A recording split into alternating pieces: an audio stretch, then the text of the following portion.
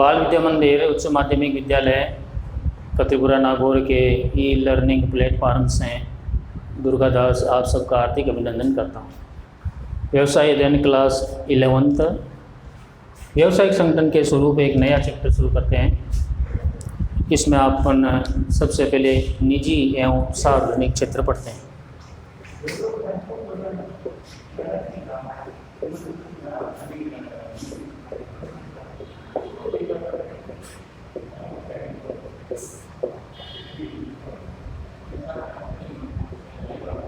निजी एवं सार्वजनिक क्षेत्र।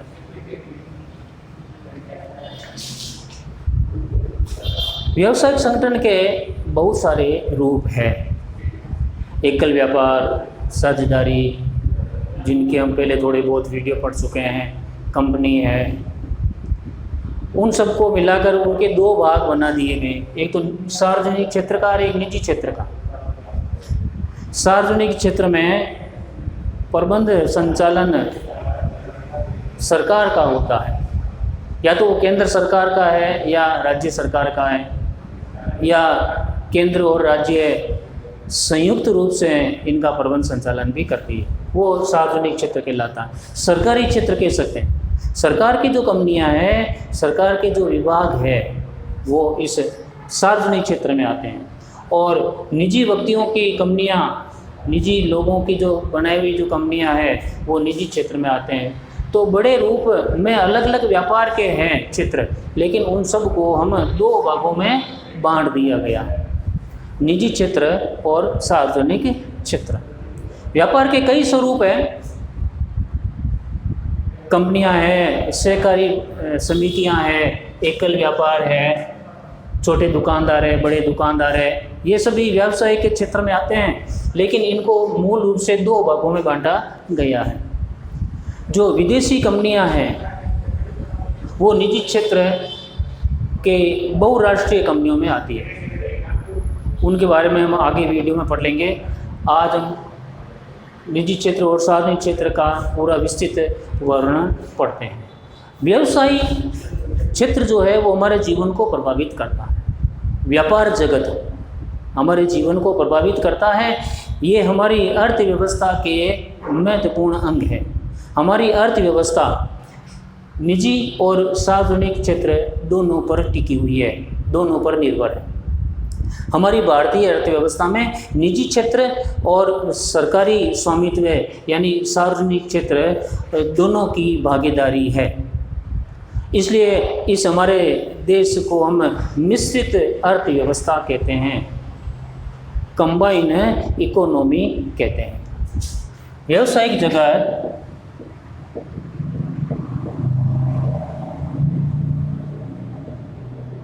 जगत या क्षेत्र हमारे जीवन को प्रभावित करते हैं, हमारे जीवन को प्रभावित करते हैं, असर डालते हैं।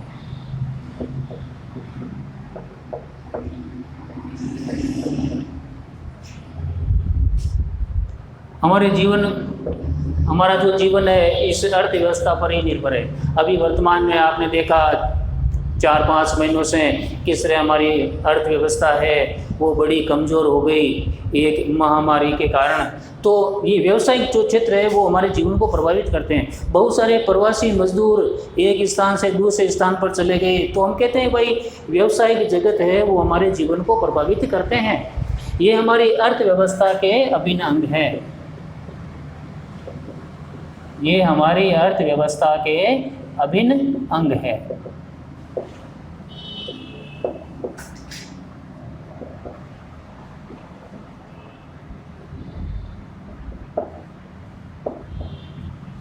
हमारी अर्थव्यवस्था इस व्यावसायिक क्षेत्र पर ही निर्भर है।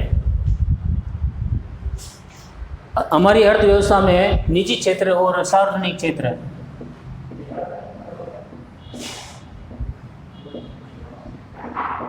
हमारी अर्थव्यवस्था में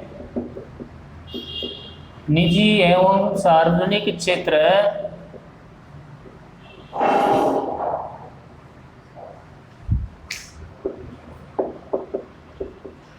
दोनों की भागीदारी है।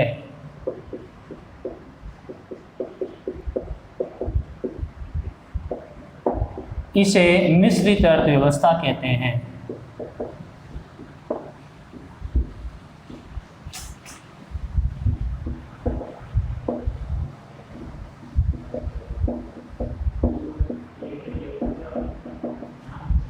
हमारे देश में मिश्रित अर्थव्यवस्था है। मूल रूप से अर्थव्यवस्था को दो क्षेत्रों में बांटा गया है। हमारी अर्थव्यवस्था को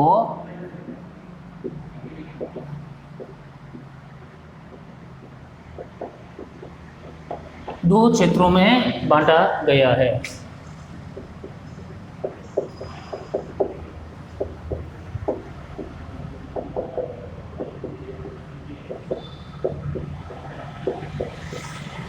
निजी क्षेत्र और सार्वजनिक क्षेत्र।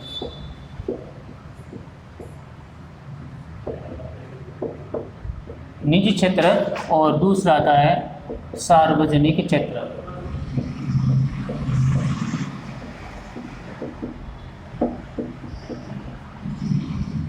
प्राइवेट सेक्टर, इसको प्राइवेट सेक्टर कहते हैं, इसको पब्लिक सेक्टर कहते हैं। तो हम सबसे पहले पढ़ लेते हैं सार्वजनिक क्षेत्र या निजी क्षेत्र पढ़ लेते हैं। निजी क्षेत्र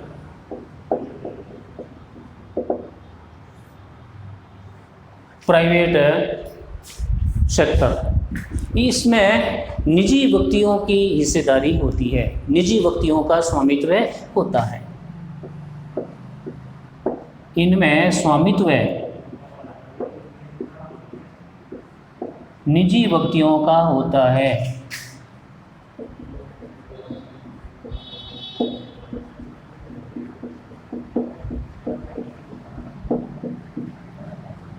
स्वामित्व यानी मालिकाना हक, ओनरशिप। ओनर निजी व्यक्ति होते हैं, मालिक निजी व्यक्ति होते हैं।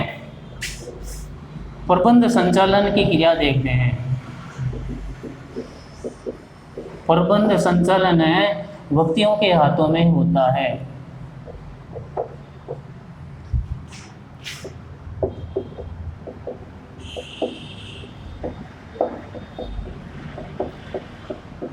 प्रबंध संचालन व्यक्ति करते हैं और निजी क्षेत्र की जो स्थापना है वो कंपनी अधिनियम 2013 के अनुसार होती है। इनकी स्थापना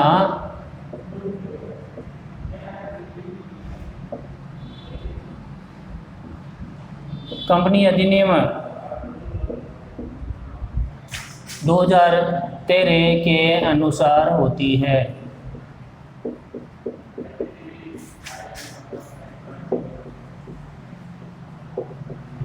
यदि साझेदारी है तो साझेदारी अधिनियम 1932 के अनुसार इसकी स्थापना होगी। यदि कंपनी है तो कंपनी अधिनियम 2013 के अनुसार इसकी स्थापना होती है। हमारे 1991 में सरकार ने औद्योगिक नीति की घोषणा की थी।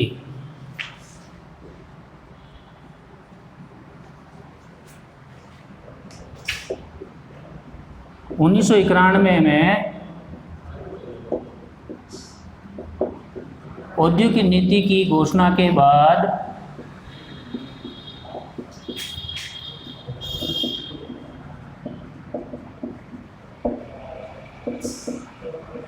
निजी क्षेत्र को महत्व दिया गया।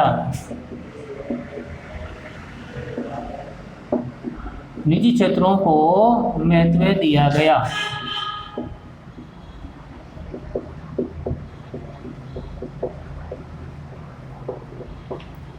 उन्नीस सौ 91 में हमारी अर्थव्यवस्था बड़ी कमज़ोर हो गई।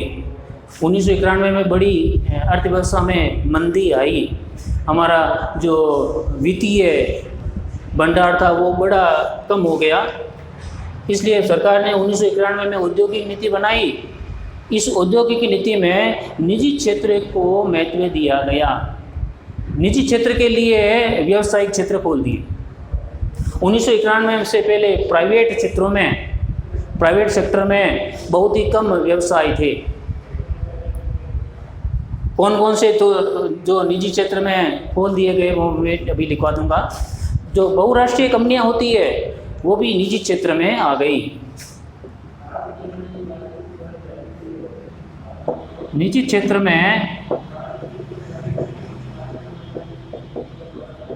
बहुराष्ट्रीय कंपनियां भी आ गई।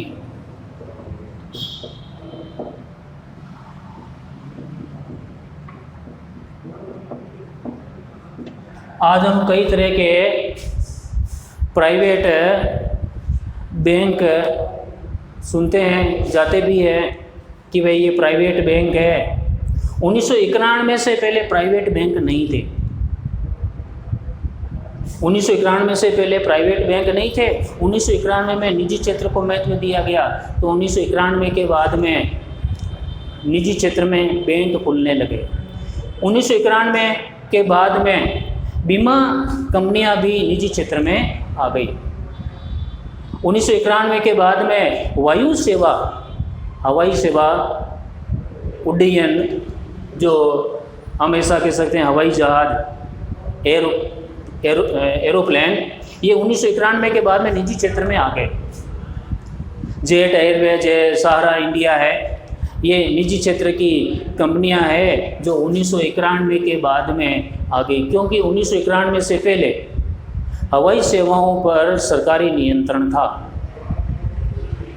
1991 से पहले बैंकों पर सरकारी नियंत्रण था। 1991 के बाद में बैंक निजी क्षेत्र में भी खुलने लगे। तो 1991 की जो औद्योगिक नीति है वो बड़ी महत्वपूर्ण है, क्योंकि निजी क्षेत्र इसमें ज़्यादा आ गया।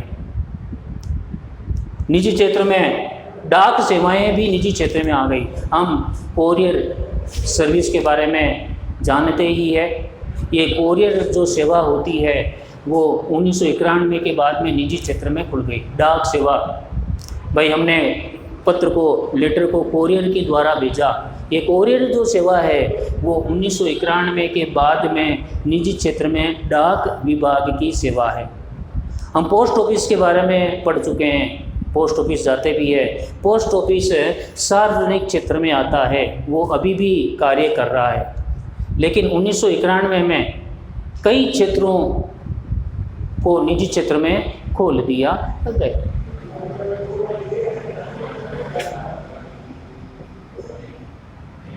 अब हम बढ़ते हैं सार्वजनिक क्षेत्र।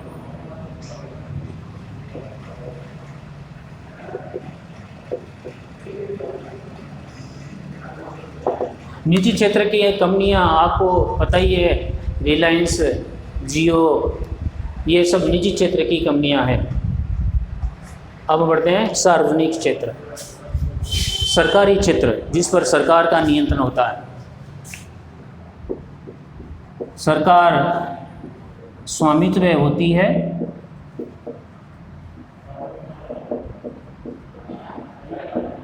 यानी इस पर मालिकाना हक सरकार का होता है।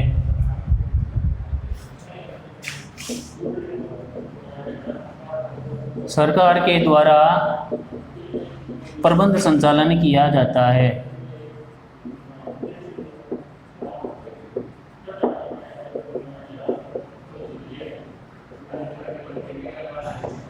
सरकार ही इनका मैनेजमेंट देखती है।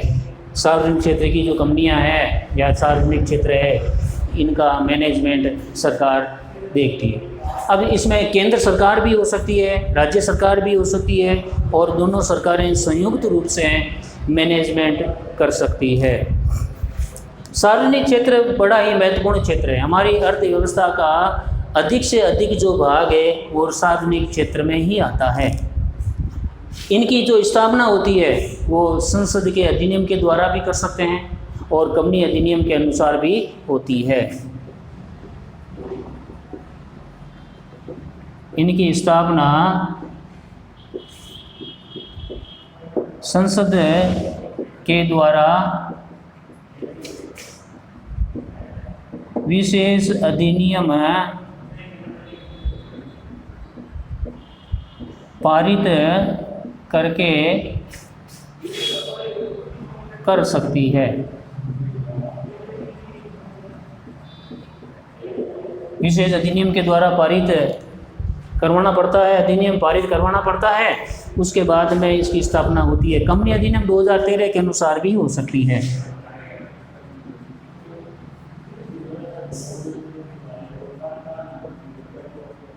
कंपनी अधिनियम 2013 के अनुसार भी स्थापित हो सकती है।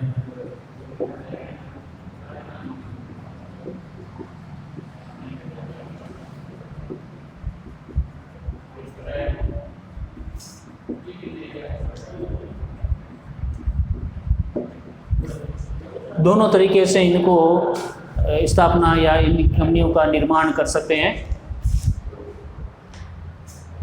ये कंपनियां अपने विभाग के अधीन होती है। ये कंपनियां अपने विभाग हम मंत्रालय कह सकते हैं, मंत्रालय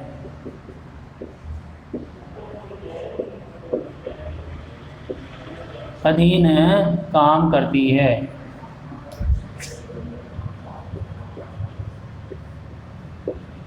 ये किसी मंत्रालय के अधीन होती है, मिनिस्ट्रियल। रेल कंपनी, रेलवे मंत्रालय, टेलीफोन मोबाइल की कंपनी, दूरसंचार मंत्रालय, पेट्रोल की जो कंपनियां हैं, खनिज तेल की जो कंपनियां हैं, वो पेट्रोलियम मंत्रालय के अधीन होती है। तो ये कंपनियां अपने विभाग या मंत्रालय के अधीन काम करती है। मिनिस्ट्री होते हैं, मंत्री होते हैं, इनके डिपार्टमेंट के, इनके विभाग के मंत्री होते हैं। मंत्री वाला जो पूरा कार्यालय होता है वो मंत्रालय कहलाता है। तो ये कंपनियां अपने विभाग के अधीन काम करती हैं। इसमें कंपनियों के उदाहरण बता देता हूँ मैं। देखो,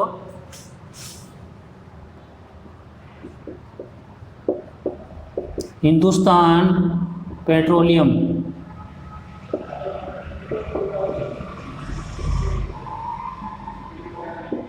हिंदुस्तान पेट्रोलियम जिसको HP कहते हैं, ये डीजल, पेट्रोल, गैस की कंपनी है और ये सरकारी क्षेत्र की कंपनी है।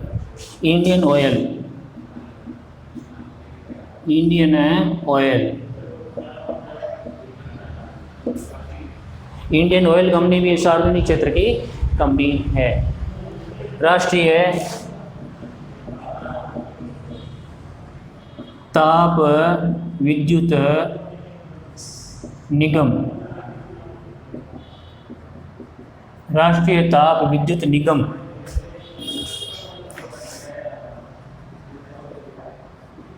भारत संचार निगम लिमिटेड, भारत संचार निगम लिमिटेड, BSNL जिसको हम कहते हैं, महानगर टेलीफोन निगम लिमिटेड, जिसको हम MTNL कहते हैं, इसको कहते हैं MTNL, इसको कहते हैं BSNL। MTNL पर मैं थोड़ा बात करता हूँ। MTNL भारत के जो 4 महानगर है वहीं पर काम करता है। भारत के जो 4 महानगर है, नई दिल्ली, मुंबई, चेन्नई, कोलकाता, वहाँ पर महानगर टेलीफोन निगम लिमिटेड है। वहाँ पर BSNL नहीं है। महानगर, देखो, महानगर से 4 महानगरों में ये काम करता है MTNL, और बाकी जितने भी जो शहर बसते भारत में वो सभी BSNL के अधीन काम करते हैं। उसके अलावा अपने राजस्थान की कुछ कंपनियों के नाम ले लेते हैं। देखो, राजस्थान राज्य पथ परिवहन निगम, पथ परिवहन निगम, राजस्थान राज्य पथ परिवहन निगम जिसको हम रोडवेज कहते हैं। अजमेर विद्युत वितरण निगम,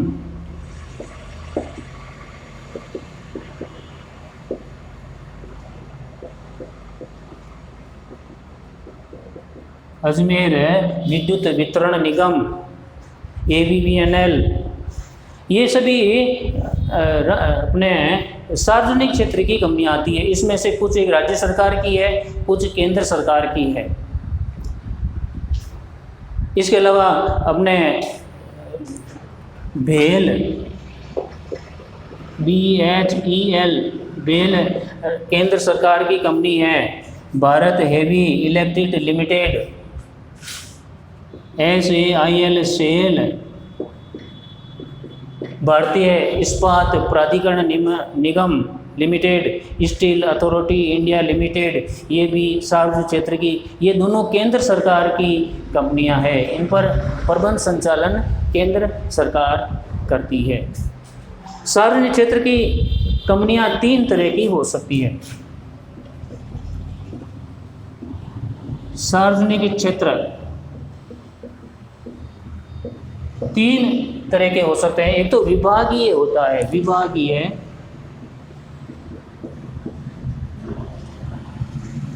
डिपार्टमेंट का क्या होता है, विभागीय उपक्रम होता है।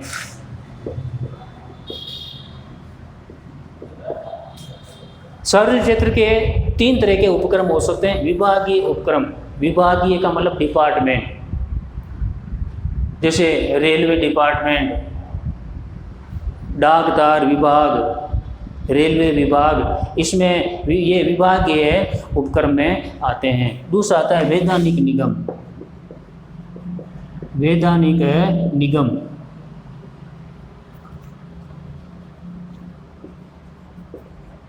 वैधानिक निगम, स्टैट्यूटरी कानूनी निगम, कॉरपोरेट, वो वैधानिक निगम। और तीसरा आता है सरकारी कंपनी, सरकारी कंपनी।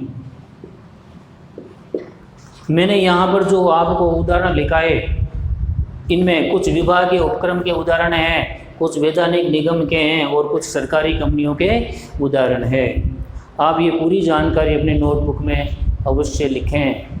आप सभी स्वस्थ रहें, सुरक्षित रहें। धन्यवाद।